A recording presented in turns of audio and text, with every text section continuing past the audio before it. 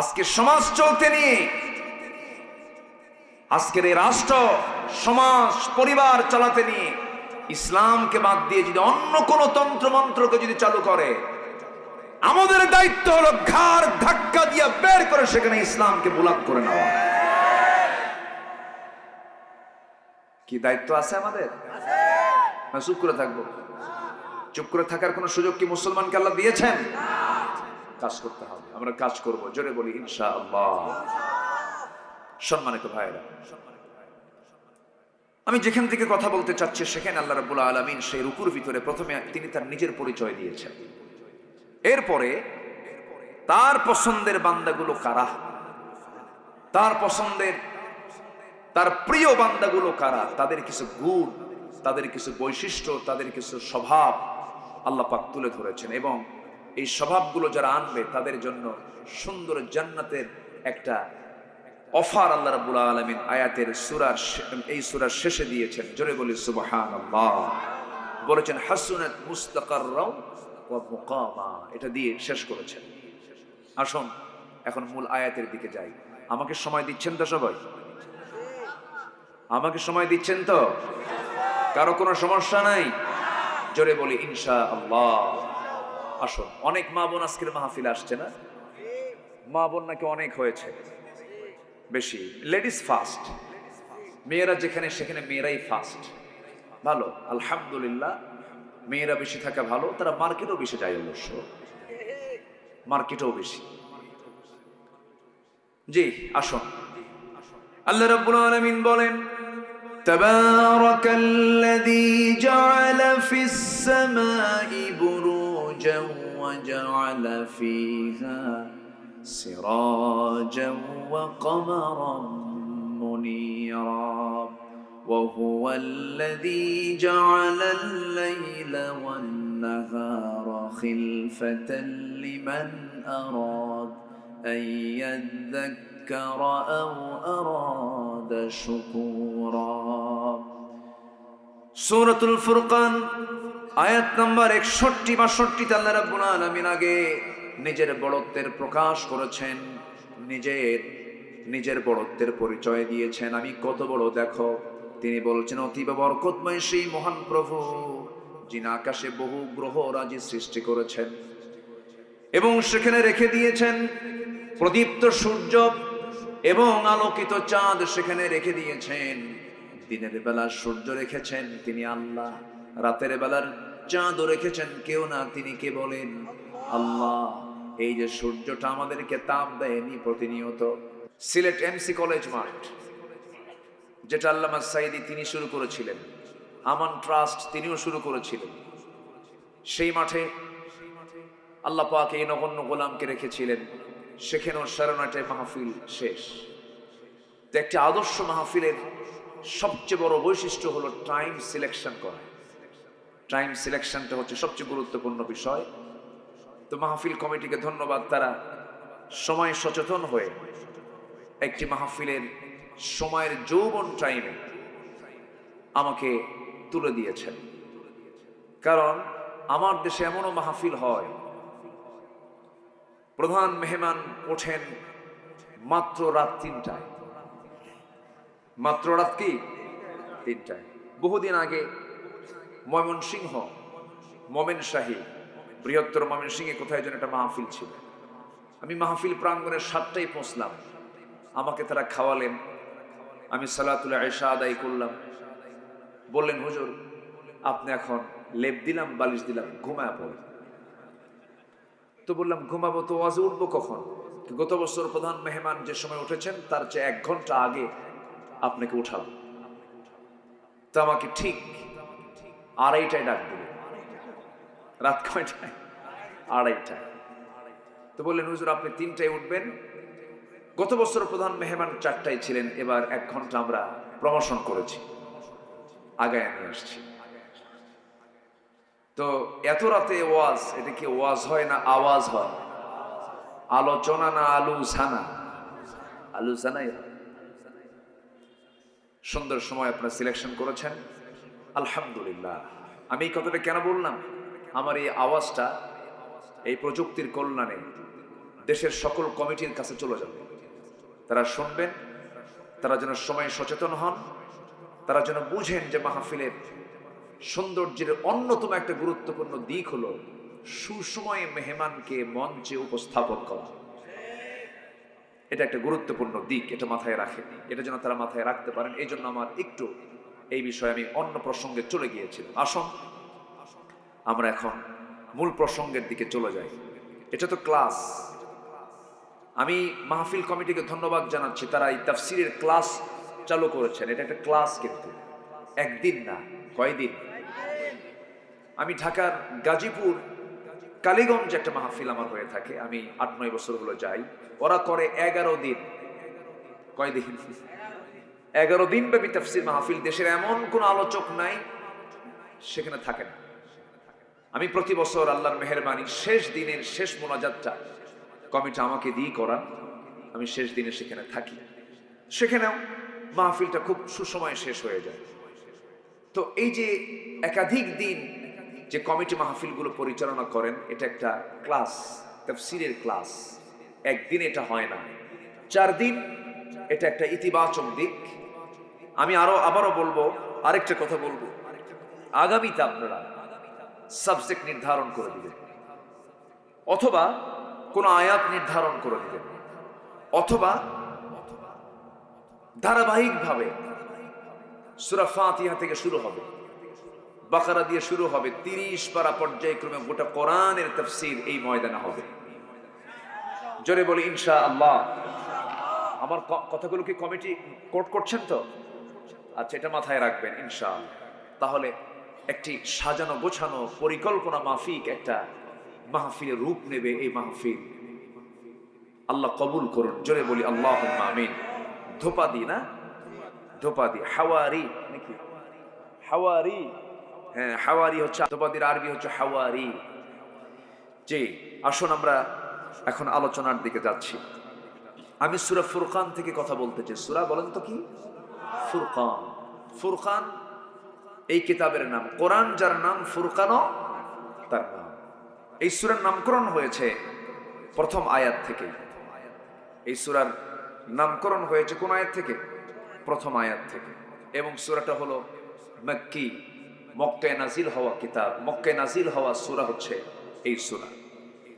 আল্লাহ রাব্বুল আলামিন বলেন, তাবারাকাল্লাযী নাযালাল ফুরকানা আলা আবদিহি লিয়াকুনা লিল আলামিনা নাযীরা الذي له ملك السماوات والأرض ولم يتخذ ولدا ولم يكن له شريك في الملك وخلق كل شيء فقدره تقديرا جربنا الله أكبر অতীব বরকতময় সেই মহান প্রভু,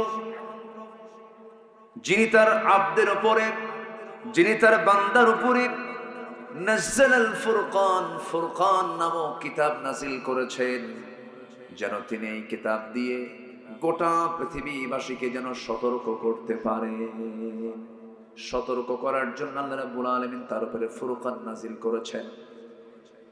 এই ফুরকান শব্দটা আরেক জায়গায় মহান রব্বুল আলামিন বলে দিয়েছেন, শাহরু রমাদানাল্লাযী উনজিলা ফীহিল কুরআন হুদাল লিন-নাসি ওয়া বায়িনাতিন মিনাল হুদা ওয়াল ফুরকান। জোরে বলুন আল্লাহু আকবার। ফুরকান মানে হলো সত্য এবং মিথ্যার পার্থক্য সৃষ্টি করে দেয় যে কিতাব, তার নাম হলো ফুরকান। কোনটা হক, কোনটা বাতিল, কোনটা ন্যায়, কোনটা অন্যায়, কোনটা প্রহিবিট, কোনটা লেজিটিমেট, কোনটা বৈধ, কোনটা অবৈধ, কোনটা আলো, কোনটা অন্ধকার, কোনটা সত্য, কোনটা মিথ্যা, কোনটা ন্যায়, কোনটা অন্যায়, যেটা যাচাই বাছাই করে যেটা পার্থক্য সৃষ্টি করে দেয়, তার নাম হলো ফুরকান। তার নাম কি? ফুরকান।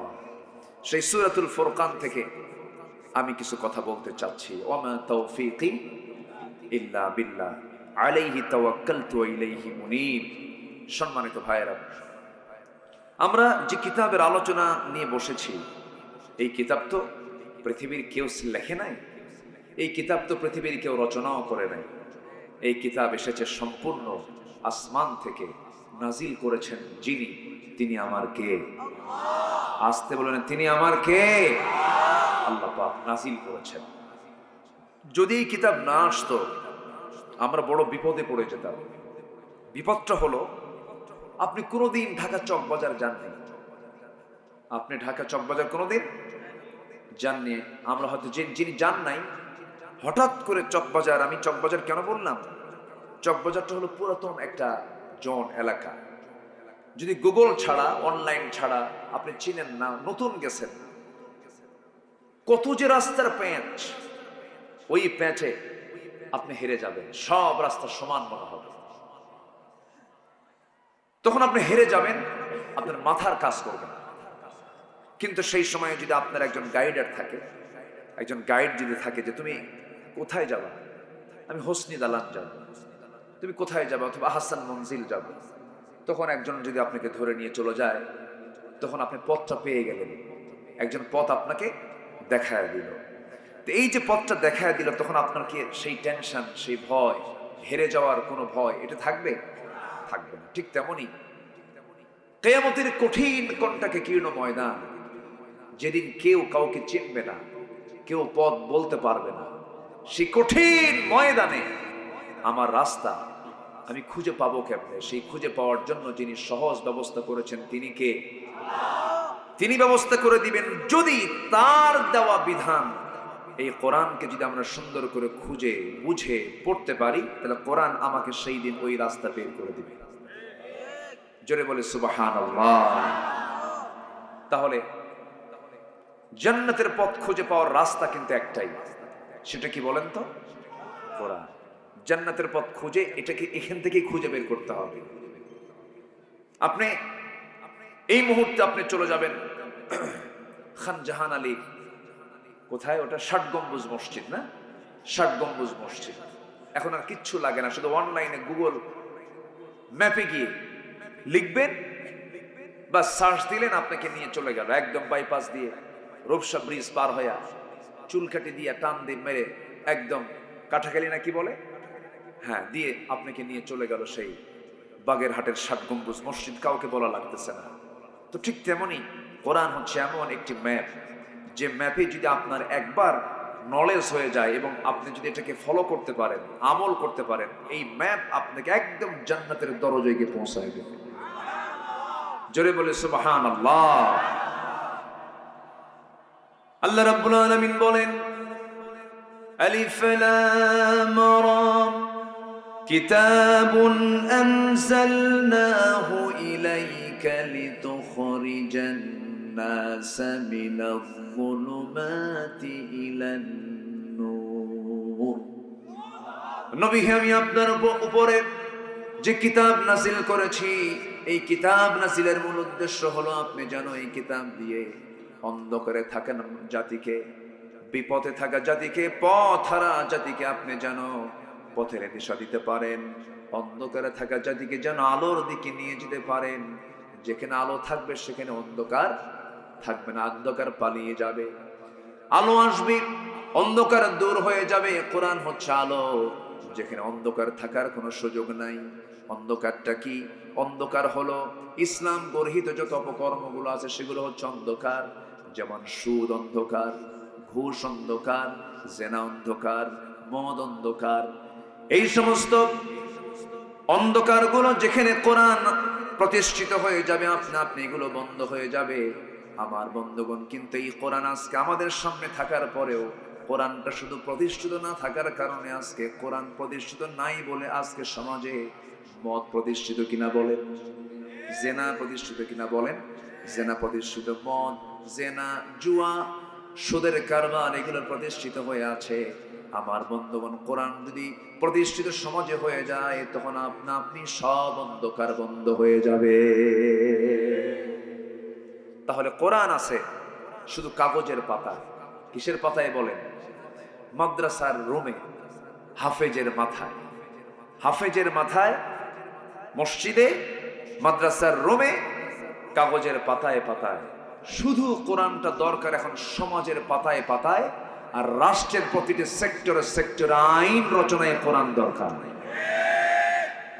সব তো দেখলাম আমরা, সব দেখলাম না আমরা? সব দেখা শেষ তো, সব একই। আল কুফরু মিল্লাতু ওয়াহিদা, কোরআন যারা চায় না সেটাই কুফরি।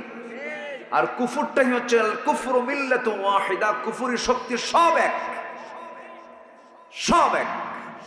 যেখানে ইসলাম নাই সেখানে তারা সব এক। সব দেখা শেষ করেছি আমরা, এখন আল্লাহর কালাম কোরআনকে আমরা একটু দেখতে চাই। দেখতে রাজি আছেন তো? এখন তার রাজাকার বলে কেউ গালি দিবে না। রাজাকার আর এই ট্যাগ চলে না, জঙ্গিবাদ তো নাই। মাঝে মাঝে আগে তো নাটক হতো, তাই না? অমক অভিযান, র‍্যাব অভিযান চালিয়ে অমক জঙ্গির আস্তানা উদ্ধার করেছে, নিয়ে আসার পথে 3 জন ক্রস ফায়ার। এই নাটক তো আর নাই। এখানে নাটকটা থাকবে কেমনে? নাটকের যিনি প্রযোজক তিনি এখন দিল্লি বসে আছেন, বোঝেন নাই? বহু নাটক আমরা দেখেছি, সব নাটক শেষ হয়ে গেছে। আরে কত রাজা মহারাজা, কত পাওয়ারফুল সুপার পাওয়ার ফেরাউন কত কি করলো, শেষ পর্যন্ত আল্লাহ বলল ফেরাউন বেশি মাথা মারিস, সুবান দিয়ে মারবো তোরে, সুবান দিয়ে মারবো। চুবান দিয়ে মারে নাই? যে ক্যামেরাম্যান, ক্যামেরা, যে এই ক্যামেরা একটু বসতে হবে কম, মানে একটু কাছাকাছি কম আসেন, কারণ শ্রোতা তো তারা দেখতে না পারলে কষ্ট পায়। আবার আমার এই আলোচনা শুধু আপনি হাজার হাজার মানুষ শুনছেন তা কিন্তু না। এই প্রযুক্তির কল্যাণে কোটি কোটি মানুষকে এরা, এই ক্যামেরা কোটি কোটি মানুষের সামনে আমার এই আলোচনাটা তারা পৌঁছিয়ে দেবে। তো সবই তো ঠিক, আবার রাগও করেন, রাগ তো করা যাবে। একটু ধৈর্য ধরেন, সব দিকই হোক, মানে এটাও তারা কাজটা করুক, আপনিও শোনেন, দুটোই হয়ে যায়।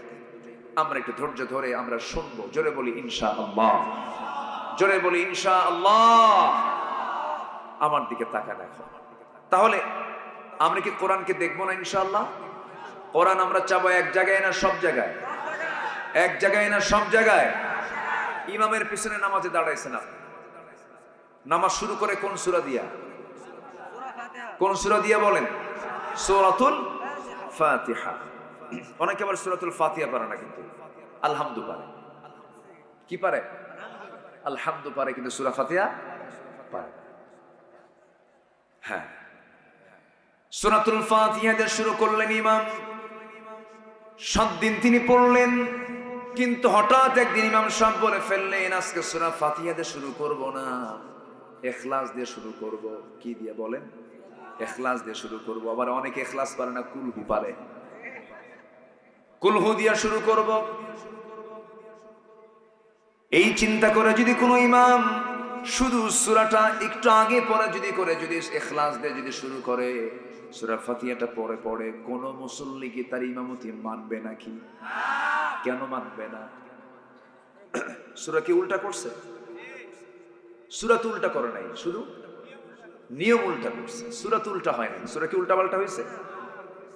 সূরা কিন্তু ঠিকই আছে, শুধু সূরাটা মুকদ্দম মুআখার করেছে, একটা আগে নিয়ে আসছে আর একটা পরে নিয়ে গেছে।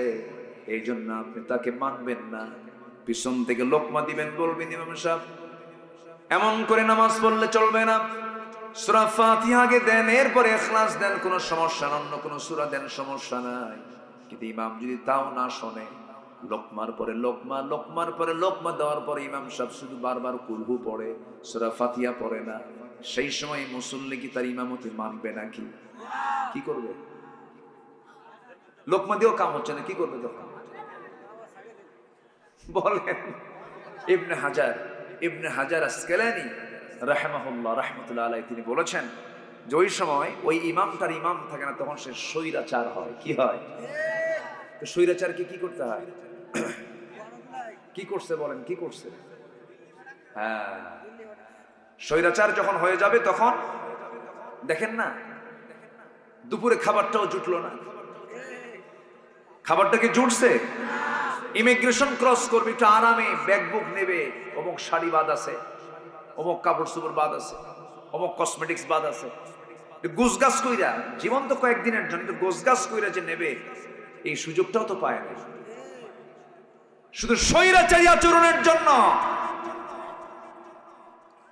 ভাঙ্গা হেলিকপ্টারে করে দিল্লি আল্লাহ পাক পাঠায় দিয়েছেন। যা,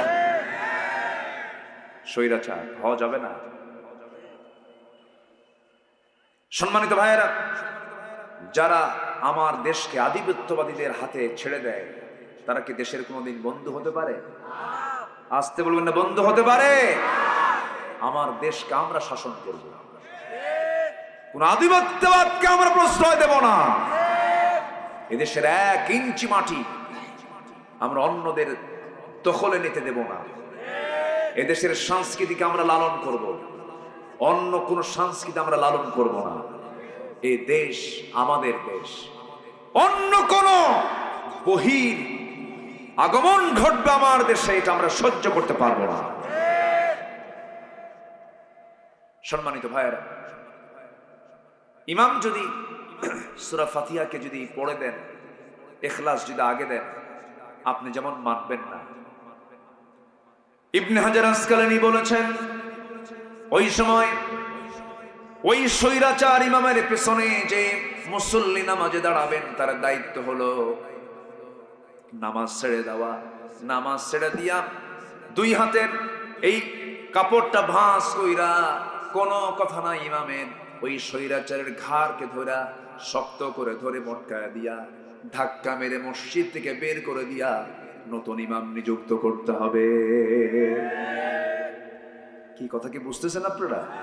ইমামের দোষ কি হলো? ইমাম সাহেব কি সূরা কেরাত কি ভুল করেছে? শুধু কি করছে? নিয়মটা উল্টা করেছে। সূরা কেরাত কিন্তু ভুল করেনি, শুধু একটা সূরা আগে দিয়েছে আর একটা সূরা পরে দিয়েছে। এই জন্য সে যদি স্বৈরাচার হয়ে যায়, আজকে সমাজ চলতে নিয়ে, আজকের এই রাষ্ট্র সমাজ পরিবার চালাতে নিয়ে ইসলামকে বাদ দিয়ে যদি অন্য কোন তন্ত্র মন্ত্রকে যদি চালু করে, আমাদের দায়িত্ব হলো ঘাড় ধাক্কা দিয়ে বের করে সেখানে ইসলামকে বুলাদ করে নেওয়া। কি দায়িত্ব আছে আমাদের? না চুপ করে থাকবো? চুপ করে থাকার কোন সুযোগ কি মুসলমানকে আল্লাহ দিয়েছেন? কাজ করতে হবে, আমরা কাজ করব, জোরে বলি ইনশাআল্লাহ। সম্মানিত ভাইরা,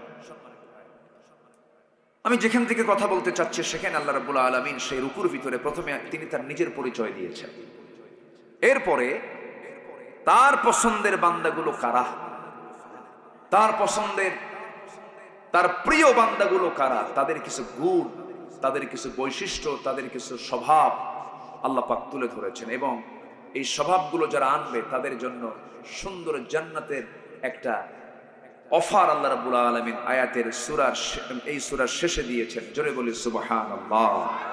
বলেছেন হাসুনাত মুস্তাকাররাও ওয়া মুকামা, এটা দিয়ে শেষ করেছেন। আসুন এখন মূল আয়াতের দিকে যাই। আমাকে সময় দিচ্ছেন তো সবাই?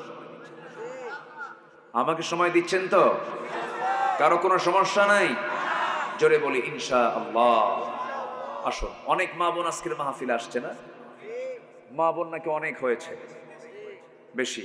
লেডিস ফার্স্ট, মেয়েরা যেখানে সেখানে মেয়েরাই ফার্স্ট।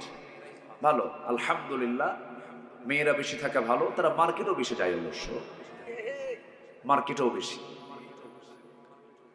জি আসুন, আল্লাহ রাব্বুল আলামিন বলেন তাবারাকাল্লাযী জাআলা ফিস সামাই বুরুজান ওয়া জাআলা ফিহা সিরাজান ওয়া কমারান মুনীরা ওয়া হুয়াল্লাযী জাআলাল লাইলা ওয়ান নাহারা খিলফাতান লিমান আরাদ আন ইয়াযযাক্কারা আও আরাদা শুকুরা।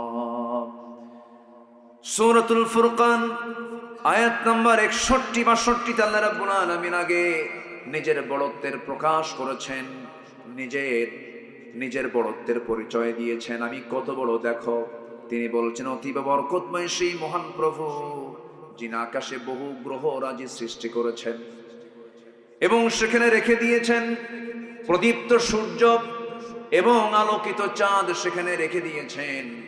দিনের বেলা সূর্য রেখেছেন তিনি আল্লাহ, রাতের বেলার চাঁদও রেখেছেন কেউ না, তিনি কে বলেন? আল্লাহ। এই যে সূর্যটা আমাদেরকে তাপ দেয়নি প্রতিনিয়ত, আজকে দিনের বেলা আমরা যে সূর্যের তাপটা পেয়েছি 25 ডিগ্রি, 26 ডিগ্রি, 27, 28, বড় জোর 30 পর্যন্ত আমরা পেতে পারি। এই সূর্যের এই তাপমাত্রা দুনিয়াতে পৌঁছেছে মাত্র এসে 25 থেকে 30 ডিগ্রি সেলসিয়াস আমরা পাচ্ছি। আরবে 40, 48, 50 ডিগ্রি সেলসিয়াস তাপমাত্রা পর্যন্ত হয়ে থাকে। 55, আমি হজে গিয়ে 55 পর্যন্ত পেয়েছি তাপমাত্রা। আমার বন্ধুগণ, কিন্তু যে আশ্চর্য হয়ে যাবেন, এই যে সূর্য আমরা দেখতে পাই এত দূরে আল্লাহ রাব্বুল আলামিন রেখে দিয়েছেন, যাকে আমরা প্লেটের মতো দেখি, এই সূর্যের আভ্যন্তরীণ তাপমাত্রা, ইন্টারনাল যে তাপমাত্রা, সূর্যের একদম ইন্টারনাল ভিতরগত তাপমাত্রা হলো 15 million degree Celsius. 15 million, 15 million, কিন্তু 15 লক্ষ নয়, 15 মিলিয়ন ডিগ্রি সেলসিয়াস তাপমাত্রা। আমার দেশে 40-42 তাপমাত্রা হলে পরে স্ট্রোক করে মরে, গরমে হিট স্ট্রোক করে।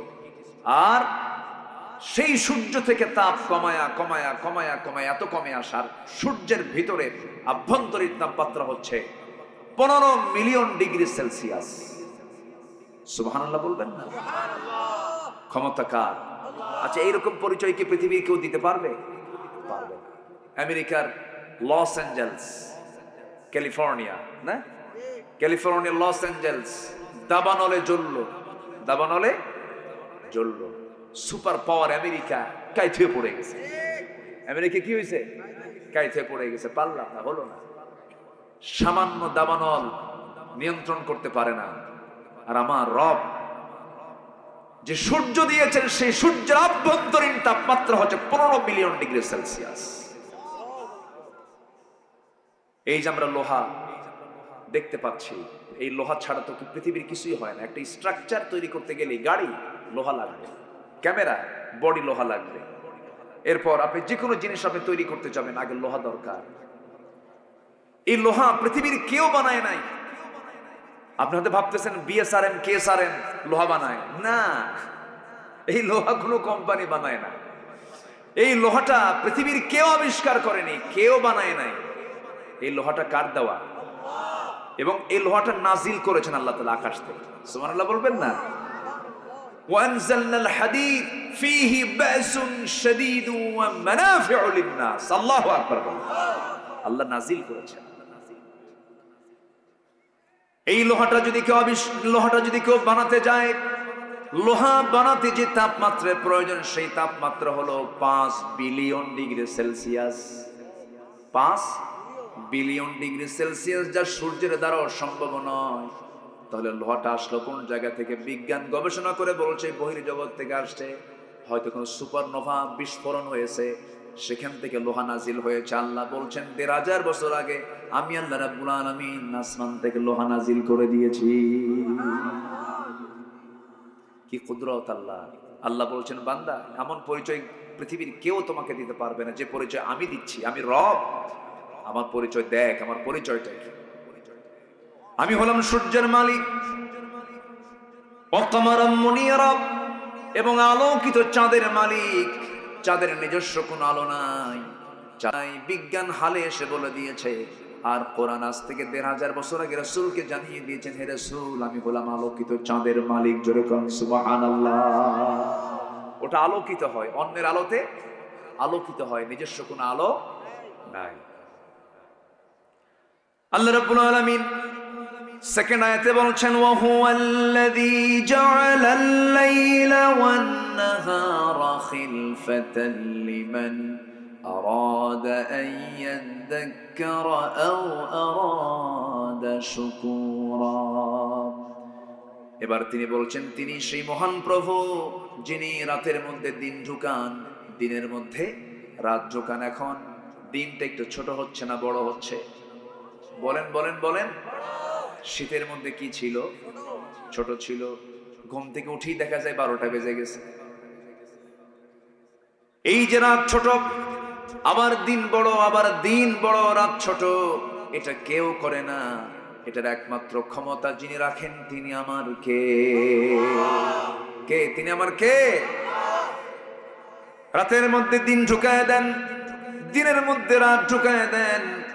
তুলিজুল লাইলা ফিন নাহারি ওয়া তুলিজুন নাহারা ফিল লাইলি ওয়া তুখরিজুল হাইয়া মিনাল মাইয়িতি ওয়া তুখরিজুল মাইয়িতা মিনাল হাইয়্যি ওয়া তারযুকু মান তাশাউ বিগাইরি হিসাব। জোরে বলুন আল্লাহু আকবার। তুমি প্রভু আল্লাহ, রাতের মধ্যে দিন ঢুকাও, দিনের মধ্যে রাত ঢুকাও, জিন্দাকে মুর্দা করো, মুর্দাকে জিন্দা করো। সকল ক্ষমতা একমাত্র কার? সে আল্লাহ বলছেন, বান্দা এমন পরিচয় তো কেউ দিতে পারবে না, আমি একমাত্র এই পরিচয় দিতে পারি। এবার আল্লাহ রাব্বুল আলামিন বলছেন, বান্দারে আমাকে ভুলে যাবি না, আমি তোর জন্য কি ব্যবস্থা করে নাই সব ব্যবস্থা রেখে দিয়েছি। সূর্য দিলাম, চন্দ্র দিলাম, বৃষ্টির প্রয়োজন বৃষ্টি দিলাম, সেই বৃষ্টিটার পদ্ধতি কত সুন্দর করে আমি তোর সামনে প্লেস করলাম। এমন সুন্দর করে আল্লাহ রাব্বুল আলামিন বৃষ্টির ব্যবস্থা করে দিয়েছেন, এমন সুন্দর করে বৃষ্টির পদ্ধতি, ওয়াটার সাইকেল করেছেন, পানি চক্র করেছেন। এই মাটির, এই আমার আপনার বাড়ির সামনের জোলা থেকে পানিগুলো তোলেন, ময়লা পানিগুলো সুন্দর করে ফিল্টারিং করে তোলেন, তিনি আমার কে? শীতের দিন পানিগুলো কমে কমে যায়, পুকুরের পানি কমে না? কমে কমে যায়, এটা বাষ্পীয় হয়ে যায়। কিন্তু লবণ পানি যদি হয় লবণ পানি তোলেন না, ময়লা পানি যদি হয় ময়লা পানি তোলেন না, একে ফিল্টারিং করেন। ফিল্টারিং মেশিন কি দেখা যায় নাকি? দেখা যায়। কিন্তু অবশ্যই এখানে পরিশোধন আছে না নাই? মেশিন আছে না নাই? সেই মেশিন যেমন আমরা দেখতে পাই না, তেমনি আমরা আল্লাহকেও দেখতে পাই না। আল্লাহু আকবার বলেন। কিন্তু অবশ্যই একটা মেশিন আছে। আমার বন্ধুগণ, আল্লাহ রাব্বুল আলামিন এই আবহাওয়া বিজ্ঞান নিয়ে কথা বলেছেন, সমুদ্র বিজ্ঞান নিয়ে কথা বলেছেন, মেঘমালা নিয়ে কথা বলেছেন। ১৫০০ বছর আগে যে তথ্য মহান রাব্বুল আলামিন দিয়েছেন, এমন তথ্য আজকের বিজ্ঞান যদিও তারা প্রমাণ করতে চেয়েছে, বলতে চাচ্ছে, কিন্তু তারা মূলত কোরআন কি গবেষণা করে তা বের করেছে। জোরে বলি আলহামদুলিল্লাহ। আমার ভাইয়েরা, আল্লাহ রাব্বুল আলামিন বান্দাকে বুঝিয়ে দিচ্ছেন, বান্দা গোটা পৃথিবীর যা কিছু তোমার চোখের সামনে তুমি দেখতে পাও সব আমার অবদান, আমি ছাড়া কেউ এগুলো করে না। আল্লাহ রাব্বুল আলামিন সুন্দর করে আকাশের মেঘ নিয়ে কথা বলছেন। আল্লাহুল্লাযী ইউরসিলুর রিয়াহা ফাতুসিরু সাহাবান ফায়াবসুতুহু ফিস সামাই কাইফা ইয়াশা ويجعله كسفا فترى الودق يخرج من خلاله فإذا أصاب به من يشاء من عباده إذا هم يستبشرون। জোরে বলুন আল্লাহু আকবার। তিনি বায়ু প্রেরণ করেছেন, তা মেঘমালাকে সঞ্চারিত করে, অথবা তিনি মেঘমালাকে যেভাবে ইচ্ছা সেইভাবে আকাশে ছড়িয়ে দেন। এই যে বায়ুর প্রবাহ বিজ্ঞান প্রমাণ করেছে আজকে, কিন্তু আল্লাহ রাব্বুল আলামিন ১৫০০ বছর আগে সূরা রুমের ৪৮ নম্বর আয়াতে তা বলে দিয়েছেন। জোরে বলি সুবহানাল্লাহ। এই বৃষ্টিপাত আমরা যে আকাশ হতে হতে দেখি, আল্লাহ রাব্বুল আলামিন এই পানিগুলো জমিন থেকেই তোলেন, অপরিমিত পানি তোলেন। আল্লাহ রাব্বুল আলামিন বলেন, ওয়াল্লাযী নাযালা মিনাস সামাই মাআন বিকদর ফাআনশারনা বিহি বালদাতাম মাইতান কাযালিকা তুখরাজুন। জোরে বলুন আল্লাহু আকবার। সূরাতুল যুখরুফ আয়াত নাম্বার 11। আল্লাহ রাব্বুল আলামিন সেই পরিমাণ পানি জমিন থেকে তোলেন, পানি চক্রের মধ্য দিয়ে বাষ্পীয় করে তোলেন, যে পরিমাণ পানি আল্লাহ পাক বৃষ্টি আকারে নাজিল করেন। যেরকম সুবহানাল্লাহ। অপরিকল্পিত না পরিকল্পিত? বলেন বলেন। শুধু পরিকল্পনা, সূক্ষ্ম পরিকল্পনা। সূক্ষ্ম পরিকল্পনা তার, এমন সুন্দর করে পানি চক্র আকারে এই পানির ব্যবস্থাপনা আল্লাহ পাক নিজেই সুন্দর করে পরিচালনা করছেন। আমার বন্ধুগণ, পৃথিবীর কোনো টেকনোলজি পারবে না, কিয়ামত পর্যন্ত চেষ্টা করবে, পারবে না, কোনো ক্রমেই সম্ভব নয়। প্রতি সেকেন্ডে ভূপৃষ্ঠ থেকে প্রতি সেকেন্ডে 16 মিলিয়ন টন পানি বাষ্প হয়ে আকাশে ওড়ে, এবং প্রতি বছর তার পরিমাণ দাঁড়ায়, বিজ্ঞান গবেষণা করে দেখেছে 513 ট্রিলিয়ন পানি আল্লাহ পাক জমিন থেকে আকাশে তুলে নেয়। আল্লাহু আকবার! এই ক্ষমতা কার? আর বান্দা কয় আমি তো সুপার পাওয়ার। কিসের সুপার পাওয়ার? তুই তো 3 বার টয়লেটে গেলি, তুই হুঁশ থাকবে না, তো সুপার পাওয়ার কিসের? বান্দার কোনো সুপার পাওয়ার আছে? মানুষ তো দুর্বল সবচেয়ে। একটু লোজ মোশন হলে 7-8 বার পায়খানা করলি তো বোঝেন না কে তুমি কেডা, আমি তো চিনতেছি না, কি ঠিক কিনা? খাও, সব শেষ। আমার বন্ধুগণ, আল্লাহর বড়ত্ব, আল্লাহর মহত্ব, আল্লাহর বিশালত্ব যদি আমরা বুঝতে পারি, তখন আমার ভিতরে কোনো অহংকার কাজ করবে না, আমার মধ্যে বিনম্রতা চলে আসবে, আমার মধ্যে আল্লাহর ভয় চলে আসবে, পরকালীন জবাবদিহিতা চলে আসবে। এই জন্য আল্লাহ পাক তার নিজের পরিচয়টা আগে দিচ্ছেন, বান্দা আমার পরিচয়টা শোনো। এবার আল্লাহ রাব্বুল আলামিন বান্দাকে বলছেন, বান্দা তোর পরিচয় কেমন হওয়া দরকার, এবার তোর পরিচয় দিয়ে দিচ্ছি, এই সমস্ত গুণগুলো, বৈশিষ্ট্যগুলো তুই অর্জন করবি। আল্লাহু আকবার! কোরআন যত সাজানো গোছানো কিতাব, কোরআনের মজা যদি কেউ পায়, এই কিতাব ছাড়া পৃথিবীর কোনো কিতাব তার ভালো লাগবে না। জোরে বলে সুবহানাল্লাহ! আমরা এই কিতাবের সঙ্গে সম্পর্ক রাখবো বেশি, জোরে বলি ইনশাআল্লাহ। কোরআন পড়বো বেশি, কোরআন শুনবো বেশি, গান শুনবো এই শুনবেন, হ্যাঁ? কোরআন ছাড়া অন্য কিছু শোনা যাবে? আসতে বলবেন না, শোনা যাবে? যাবে না। এই কান কে দিয়েছেন? মানে এই কান কে দিয়েছেন খারাপ কিছু শোনার জন্য? এই চোখ কে দিয়েছেন? চোখের পিছনে লক্ষ লক্ষ সূক্ষ্ম সূক্ষ্ম নার্ভ দিয়েছেন কে? এই চোখে যদি কোনো ধুলা ঢোকে, তখন সঙ্গে সঙ্গে চোখে কি বের হয়? পানি বের হয়। এই পানিটার পিছনে মেশিন দিয়েছেন কে? আল্লাহ। পানি বের হয়ে দ্রুত গতিতে, এই ওয়াইনম্যান প্রথম দ্রুত গতিতে ধুলাবালিগুলো সাফ করে আল্লাহ চোখটাকে ফ্রেশ করে দেন। সুবহানাল্লাহ বলবেন না?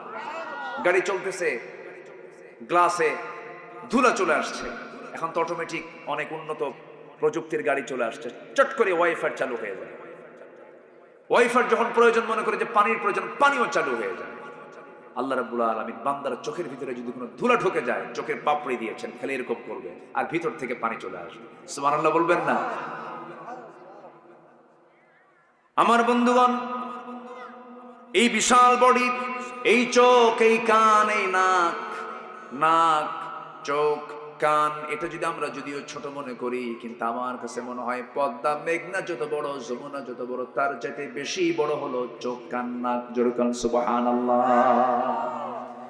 বিশাল ফাংশন এই তিনটা অঙ্গের ভিতরে, ইএনটির ভিতরে বিশাল আল্লাহ পাক এর মধ্যে ফাংশন রেখে দিয়েছেন। মাথা থেকে পা পর্যন্ত এই বডি সুন্দর করে বানিয়ে দিয়েছেন তিনি। আমার কে? আমাদের দেহে যে ডিএনএ আছে, এই ডিএনএ, যে পরিমাণ ডিএনএ আছে, তার দৈর্ঘ্য যদি আমরা মাপতে যাই 2000 কোটি কিলোমিটার, যা পৃথিবী থেকে সূর্য পর্যন্ত 50 বার ঘুরে আসা যাবে। আল্লাহু আকবার বলেন। এই ডিএনএ তে যে ইনফরমেশন আছে, তা যদি লেখা হয়, তবে তা হবে 900 খণ্ডের বিশালাকার এনসাইক্লোপিডিয়ার সমান, যেখানে প্রতিটি খণ্ডের পৃষ্ঠার সংখ্যা হবে 500। বিশাল বড় একটা পাণ্ডুলিপি তৈরি হয়ে যাবে। আমাদের দেহে যে কোষের সংখ্যা আছে, যে কোষগুলো আছে, সবচেয়ে ছোট অংশের নাম হলো কোষ। এই কোষের পরিমাণ হলো 37.2 trillion. 37.2 trillion, million, billion, trillion. কয়জন মানুষের দেহে? একজন। বলেন কয়জন? সেন্সরি রিসেপ্টর আছে হলো 110 মিলিয়ন। লোহিত রক্তকণিকার বিসি আছে হলো 30 ট্রিলিয়ন। শুধুমাত্র মস্তিষ্কের নিউরন সংখ্যা হলো 100 বিলিয়ন। জোরে বলি সুবহানাল্লাহ! আমার বন্ধুগণ, আমাদের দেহে যে ব্লাড আছে, এই ব্লাডের যে ভেসেলটা আছে, এই ভেসেল আছে হলো 42 বিলিয়ন, যার 97,000 কিলোমিটার লম্বা, মাত্র 3 হাত 1.5 হাত সাইজের ইয়ারফোন যদি তারওয়ালা ইয়ারফোন যদি পকেটে রেখে দেই, কিছুক্ষণ পর বের করলে তার মধ্যে 4-5টা প্যাঁচ পড়ে যায়। অথচ আল্লাহ রাব্বুল আলামিন এই ব্লাড ভেসেল দিয়েছেন যা 97 কিলোমিটার লম্বা, কোনোদিন প্যাঁচ লাগে না। সুবহানাল্লাহ বলবেন না? কে করে দিয়েছেন? আসতে বলবেন না, কে করে দিয়েছেন? আল্লাহ বলছেন, বান্দা আমাকে চেনার জন্য কোথাও যাওয়া লাগবে না। ফি আনফুসিকুম আফালা তুবসিরুন। বান্দা নিজের দিকে তাকায় দেখো, আমি তোমাকে কত সুন্দর করে বানাইয়া দিছি। আমার বন্ধুগণ, আল্লাহ রাব্বুল আলামিন নিজের পরিচয় দিয়ে এবার বান্দার পরিচয় কেমন হবে, বান্দা কোন চরিত্র নিয়ে বান্দা জীবন যাপন করবে, এই প্রসঙ্গে এবার বলছেন, ওয়া ইবাদুর রাহমানিল্লাযীনা ইয়ামশুনা আলাল আরদি হাওনা ওয়া ইযা খাতাবাহুমুল জাহিলুনা ক্বালু সালামা ওয়াল্লাযীনা ইয়াবিতুনা লিরাব্বিহিম সুজদান ওয়া কিয়ামা والذين يقولون ربنا اصرف عنا عذاب جهنم إن عذابها كان غراما إنها ساءت مستقرا ومقاما جربون الله أكبر আমার আল্লাহর পছন্দের বান্দা যারা, তাদের মধ্যে 16টা বৈশিষ্ট্য পাওয়া যাবে। এখানে 16টা বৈশিষ্ট্যের কথা আসছে, একটাও কিন্তু বলি নাই। সময় লাগবে, সময় দেবেন তো? সবাই রাজি আছেন তো? জোরে বলি ইনশাআল্লাহ। নাম্বার 1 বৈশিষ্ট্য হলো, আল্লাহর পছন্দের বান্দাগুলোর তালিকায় যারা থাকবে তাদের 1 নম্বর বৈশিষ্ট্য হবে, তারা কি উগ্র হবে না বিনয়ী হবে? মেজাজি হবে না নম্র হবে? খুব নম্র হবে, বিনয়ী হবে, খুব সুন্দর করে মিষ্টভাষী হবে, সুন্দর করে কথা বলবে, কথার ভাঁজ হবে নম্র, চেহারার ভাঁজ হবে নম্র, চোখের ভাঁজ হবে নম্র, সুন্দর করে বলবে কথা, সুন্দর করে হাঁটবে, দেখেই মনে হবে বিনয়ী মানুষ। আপদমস্তক বডি ল্যাঙ্গুয়েজ, টাং ল্যাঙ্গুয়েজ সব কিছুই তার বিনয়ী ভাব হবে, সুন্দর করে সে নুয়ে পড়বে। রহমানের যারা বান্দা হবে, রাসূল যখন রাস্তায় হাঁটতেন কখনো তিনি সামনের দিকে তাকায় তাকায় হাঁটতেন না, বুক উঁচু করে হাঁটতেন না, মাথা একটু নিচু করতেন, বুকের সাইডটা একটু নিচু করতেন, 2 পায়ের বৃদ্ধাঙ্গুলের দিকে নজর দিয়ে দিয়ে বিনয়ী বিনয় হয়ে আস্তে আস্তে জমিনে চলতেন। আমার বন্ধুগণ, এই দুনিয়ায় হাম্বে তাম্বে এমন করে দেখানোর সুযোগ এই দুনিয়াতে নাই। এই দুনিয়াতে যে বান্দা যত বিনয়ী হবে, আখিরাতে সেই বান্দা তত সম্মানিত হবে। আমার বন্ধুগণ, অনেক মাহফিলে, এই মাহফিলে অনেক মা বোন আসছেন, শুনেছি মা আপনার চেহারা সুন্দর, আপনার সুন্দরী নারী, আপনার বউটা, আপনি বউটা সুন্দরী হয়েছেন কিন্তু স্বামীটা আপনার একটু কালো হয়ে গেছে, একটু মেজাজ গরম হয়, এরকম আছে? এরকম মহিলা আছে না নাই বলেন? এটা কি বিনয়ী ভাব নাকি? এটা কি বিনয়ী ভাব? আপনি যে কালোকে কালো মনে করে একটু এনকার করছেন, ওই কালো চেহারা যিনি বানায়া দিয়েছেন, কালো ডিজাইনটা করে দিয়েছেন, তিনি আমার কে? আমার বিশাল সুন্দর চেহারা এটা করে দিয়েছেন কে বলেন? সব এগুলো কার সৃষ্টি? কার সৃষ্টি? 2015 সালে আমি সেকেন্ড টাইম হজে যাই। তো মদিনা মুনাওয়ারায় আমার নবীজির মাকবারার আশপাশ দিয়ে আমি ঘোরাফেরা করছি, হঠাৎ করে দেখি আফ্রিকান এক নিগ্রো, কালো কুচকুচে এক লোক আমার সামনে পড়ে গেল। আমি লম্বায় প্রায় 71 ইঞ্চি লম্বা, আমি 1 ইঞ্চি কম 6 ফিট লম্বা, তো কমও না। তো আমি ওই লোকটার সামনে যখন দাঁড়ালাম তখন আমাকে মনে হলো আমি শিশু। কথা বলছেন নাকি? আমি তার সামনে গিয়ে যখন দাঁড়ালাম, আমি তার কোমরের কাছাকাছি মনে হলো আমার কাছে, আমি লম্বায় প্রায় দেখলাম সে প্রায় 8 ফুট ছেড়ে গেছে, এবং দোহাড়া মানুষ, যেমন লম্বা তেমন ফিগার, এবং এত ঘন কালো, মানে ছোট মোটো হাতি। ছোট মোটো কি বলেন? হাতি। হাতির কাছে কি মনে হয় নিজেকে? ছোট মনে হয় না? এরকম। তো আমি তাকে দেখলাম, দেখার পর আমি তাকে প্রশ্ন করলাম, মিন আইনা জিতা ইয়া আখি, আপনি কোন জায়গা থেকে আসছেন, আপনার দেশের নামটা কি? তো মুস্কি একটা হাসি মেরে বলতেছে, আমি আফ্রিকা থেকে আসছি, আফ্রিকান। তো আমি তাকে একটা প্রশ্ন করলাম যে এই যে আপনি দেখতেছেন ইউরোপিয়ান, আমেরিকান, মিশরি, আরব, রাশিয়া, এই যে সুন্দর সুন্দর একদম লাল টকটকে সুন্দর চেহারার মানুষগুলো আপনার সামনে দিয়ে ঘোরে, আপনার খারাপ লাগে না কেন? এত সুন্দর মানুষ, আপনি এত কালো। তো এই কথা শোনা মাত্র এসে একটা মুচকি হাসি মারলো। হাসি মারার সঙ্গে সঙ্গে দাঁতগুলো কালোর মাঝে একদম ফুটে উঠলো একদম। মানে একটাই শুধু সাদা অংশ, সেটা কি? দাঁত। আর সব কি? এটা মুচকি হাসি মেরে আমার দিকে তাকায়া এই 5টা আঙ্গুলের ভিতরে শাহাদাত আঙ্গুলটা এরকম উঁচা করলো, লম্বা তো এরকম উঁচা করে রাখছে এরকম। এই নখ যে মোটা, আমার কবজি এত মোটা না, বুঝলেন তো? বলতেছে এরকম করে, এগুলো কোনো চেহারা হলো কি? কথা কি বুঝতেছেন আপনারা? কি এগুলো কোনো চেহারা হলো? চেহারা তো আমার। সুবহানাল্লাহ বলবেন না? সে সন্তুষ্ট, সে তার ওই কালার ওই চেহারা নিয়ে সে সন্তুষ্ট। নিজেকে কখনো দুর্বল ভাববেন না। আমাকে আল্লাহ যা বানিয়েছেন এটাই সবচেয়ে শ্রেষ্ঠ সৃষ্টি। আল্লাহ, আল্লাহু আকবার বলেন। আমরা সবাই সুন্দর। মা, স্বামীটা একটু কালো হয়েছে, মন খারাপ করবেন কেন? আল্লাহ তো বানিয়ে দিয়েছেন। মাঝে মাঝে অহংকার করে, বিনয়ী কি অহংকারী হয়? যে বিনয়ী হবে সে কি অহংকারী হবে? অহংকারী লোক কি বিনয়ী হতে পারে? আর বিনয়ী লোক কি কখনো অহংকার দেখাতে পারে?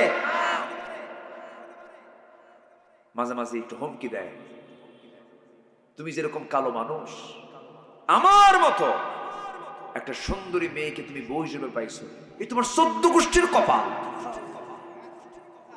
এই কয় কি না কয়? এরকম মহিলা আছে না নাই? কিছু হলেই এই জাতীয় কথা বলে ফেলে। কেন মা? এটা বলবেন কেন? কালো কে করেছেন? ধলা কে করেছেন? খাটো কে করেছেন? মোটা কে করেছেন? মাথার চুল নাই, একদম ইন্টারন্যাশনাল এয়ারপোর্ট ফাঁকা, এটা কে করে দিয়েছেন? তো ওনার তো কিছু করার নাই এখানে। আপনি টাকু বলবেন কেন? আপনাদেরকে টাকলা বলবেন কেন? আপনাদেরকে খাটো বলবেন কেন? আপনাদেরকে দেড়বাটারি বলবেন কেন? আপনাদেরকে ন্যাংরা খোলা বলবেন কেন? এটা বিনয়ের স্বভাব নয়, এটা অহংকারের স্বভাব। বলা যাবে না।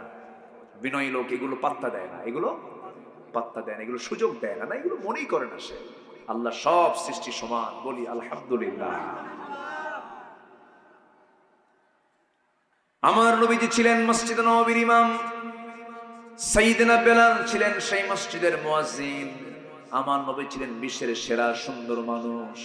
এমন সুন্দর মানুষ কিয়ামত পর্যন্ত দ্বিতীয় কোনো ব্যক্তি আর আসবে না। এত সুন্দর চেহারার মানুষ ছিলেন আমার রাসূল। তার পাশে বেলাল ছিলেন কালো কুসকুসে মানুষ, মাথার চুলগুলো খাড়া খাড়া, নাকটা বোঁচা, ঠোঁটটা মোটার ঠেলায় নিচের দিকে নেমে গেছে, উপরের দিকে ঠোঁট চলে গেছে, দাঁতগুলো ফাঁকা ফাঁকা। এরপরে গায়ের ভিতরে একটা আফ্রিকান লোকের ভিতরে একটা গন্ধ গন্ধ ভাব আছে, এরকম টাইপের চেহারা। চেহারার কোনো সৌন্দর্য নাই। কিন্তু রাসূল বলেছেন, ও সাহাবীরা, আমার বেলালকে কষ্ট দিয়ে কথা বলবা না, আমার বেলালকে কালো বলবা না, আমার বেলাল আমার কলিজার টুকরা, আমি বেলালকে খুব ভালোবাসি। আবার নবীজি মেরাজ করতে গেলেন, জান্নাতের ভিতরে একা একা হাঁটেন। আমার নবীজি কেমন যেন আনইজি ফিল করছেন। এমন সময় আল্লাহ পাক তার কানের ভিতরে বেলালের হাঁটার আওয়াজ ঢুকায়া দিলেন। দুনিয়াতে এসে বলছেন, বেলাল রে, তোরে দুনিয়ায় রেখে গেলাম, কিন্তু জান্নাতের মধ্যে তোর আওয়াজ শুনলাম, তুই কি আমল করিস? সাইয়েদনা বেলাল বলে, হুজুর, আমারে আপনি দেখতে পাইছেন জান্নাতে, আমার জীবনে তেমন আমল নাই। আমার ব্যক্তিগত আমল হলো আমি কখনো ওযু ছাড়া থাকি না, ওযুর উপরে থাকি, আর ওযু যখন করি সঙ্গে সঙ্গে 2 রাকাত নামাজ আদায় করে নেই। বিনয়ী হব আমরা।